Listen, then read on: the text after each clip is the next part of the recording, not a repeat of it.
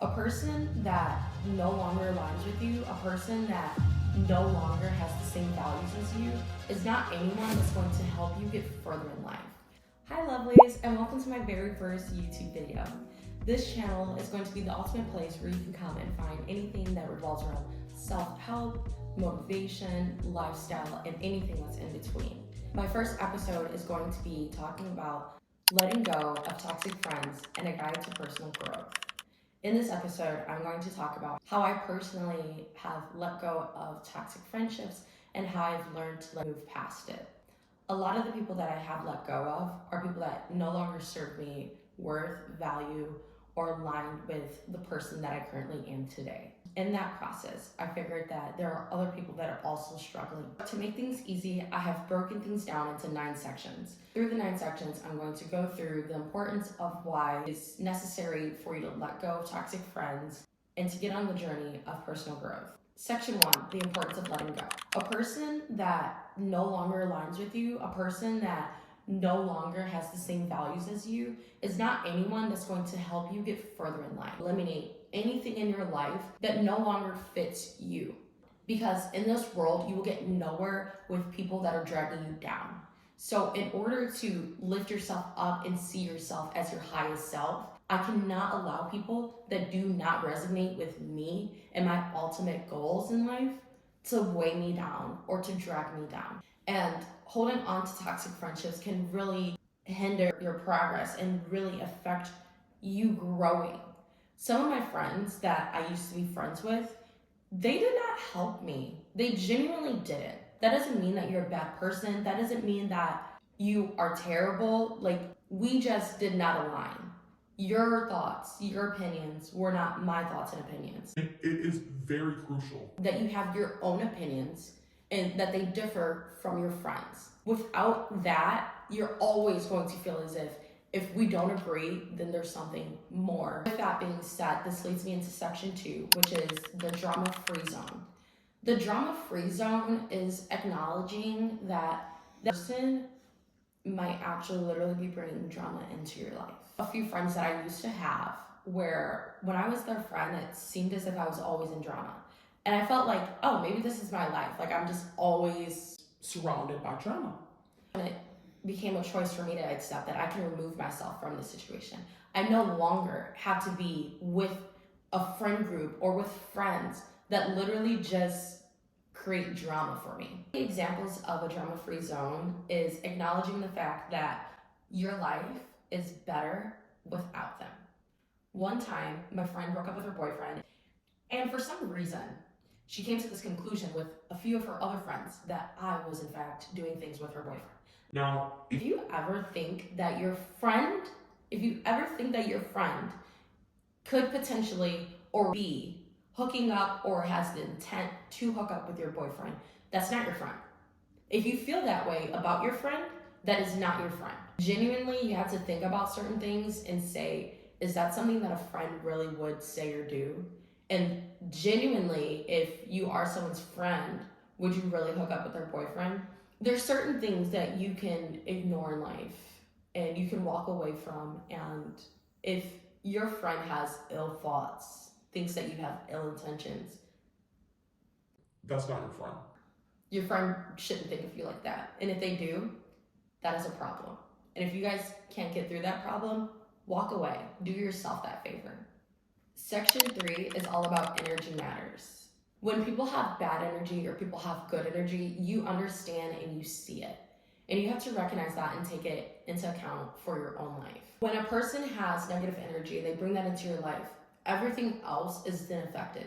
Everything in your life becomes affected by that negative energy. When you have someone that literally tells you, I don't want to talk to you, question that and ask yourself, is that good energy?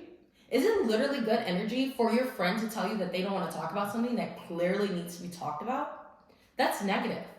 A positive energy is going to come into your life and they're going to tell you there are differences that we have in life and I'm going to accept you for who you are. Accepting you for who you are doesn't mean that I'm going to gaslight you for negative behaviors. I'm going to gaslight you for the things that you shouldn't be doing. Negative energy friends, whatever it is that you're doing negative in life, they're going to root for that. Positive energy friends, they're going to root for you to be doing what's best for you. If a person has bad energy, they're only going to emphasize all of the bad things that you do. As simple as not getting enough rest, being on your phone too much. A friend that knows that that's bad for you, they're going to let you know. That is what a good friend does. They bring positive energy into your life. Which leads me to section 4, unhealthy friendships stunt growth. Bad friendships can almost act as a roadblock for you. During the early phases of my past relationship, I did have friends that I felt like did not really understand what it was like to be in a relationship. My relationship was stunted until I realized I had to let go of those people. I could not let them cloud my judgment and get in the way of things. I might have loved being able to have fun with them, but there was a difference of what I needed for my life, what I needed for myself. So they got in the way, they stunted my growth because of I started to think, oh, I can just keep going to the clubs, I can keep going to the bars, like I can keep doing this. But like that's just furthest thing from the truth. And someone that's your friend should be able to tell you that maybe that isn't in your best interest. If you have friends are getting in the way of you getting further, if you're going out all the time, are you then doing your homework? Are you studying? Are you doing what you need to for your job? Just know that because of your letting them go, you're letting them go because of that's what you need at the moment. These negative and unhealthy friendships do not further you. If a friendship is stunting your growth, let it go. Section 5. This is the competition trap of having friends that compete with you. Maybe this person isn't directly being negative, but they are because of they're competing with you. And at the end of the day, there's no competition. You should not be competing with your friends. You should root your friends on the same way they should be rooting you on. There's a difference from copying and then being influenced. I love to influence my friends. I love for my friends to influence me, but I don't like to copy them because I feel like to copy is to imitate what they're doing versus let me replicate what I like because of they've actually gave me some value of something that's different. Section 6 is no acknowledgement, no wrongs. This talks about the red flags of a bad friend who refuses to admit to their wrongdoings, their mistakes. This is the person where they're not going to acknowledge anything so that they don't know of anything. I like to tell my friends things that give them value. If it gives you value to know and understand a behavior that you're doing that might not be the greatest long term, I'm going to tell you.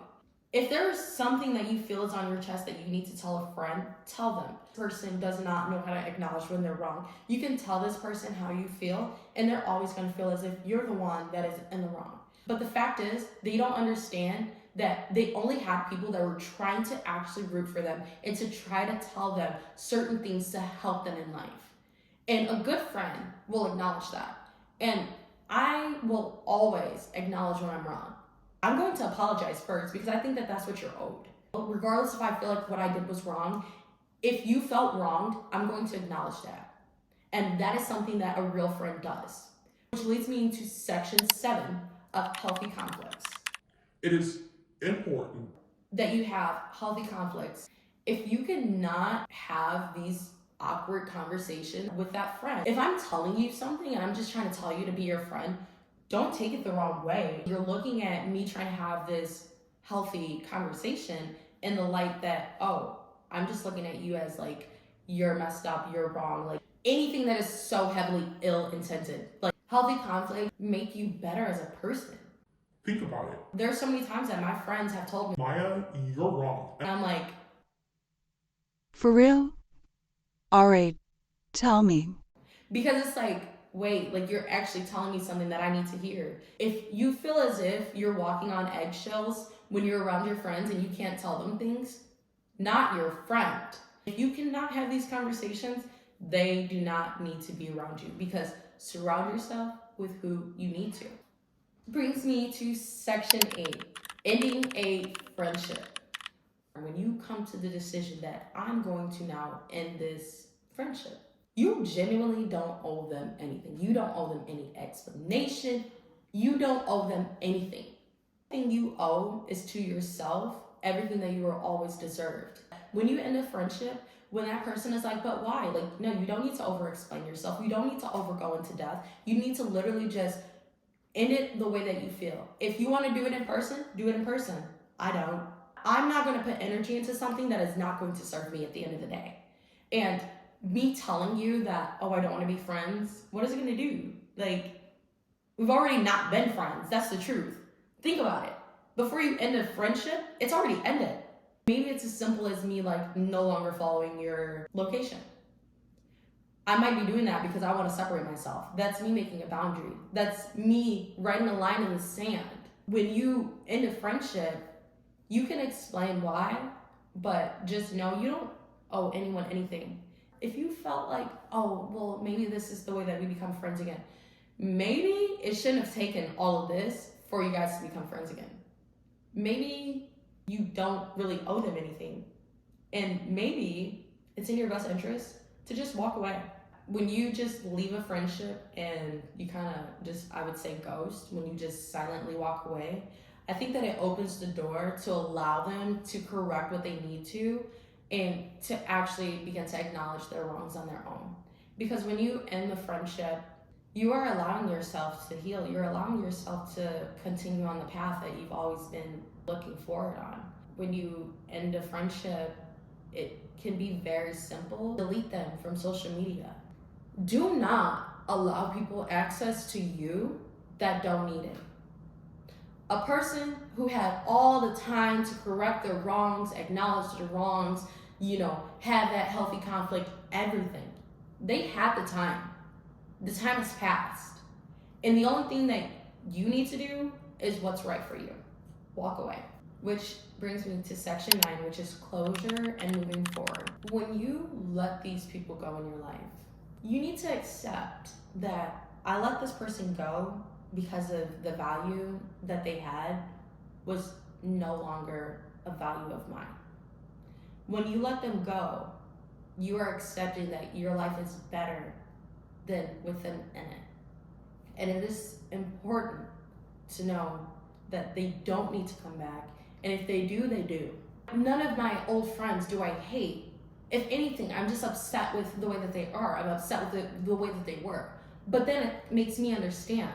Some people are temporary. Some people are only meant to be in your life for a short period of time. Some people are meant for a lesson and only a lesson, which brings me to my conclusion. I want to end all of this to say that you are worthy. You are more than an old friendship, an old memory that's dragging you down. There are so many reasons to understand and accept that me letting go of a toxic friendship is just the beginning of a new life. With life, there's a guaranteed death. And with some friendships, there's a guaranteed ending. You have to put yourself in a position that is going to get you to where you want. Remember, letting go of a toxic friend is just a guide to personal growth. There are so many tools in life that are free, and this is one of them. Let go of the friends that are bringing you down. Sorry for the rant, and sorry for taking so much of your guys' time. If you guys have made it this long, please comment, subscribe, and let me know just your thoughts. If you are going through a friendship breakup, I'd love to speak to people and to help them through times in their life that are just a little bit unwanted. And I think that letting go of toxic friendships is something that we don't want, because it's something that we have to acknowledge that we have people in our lives that no longer suit us. So thank you for watching, and tune back in next week for the next episode.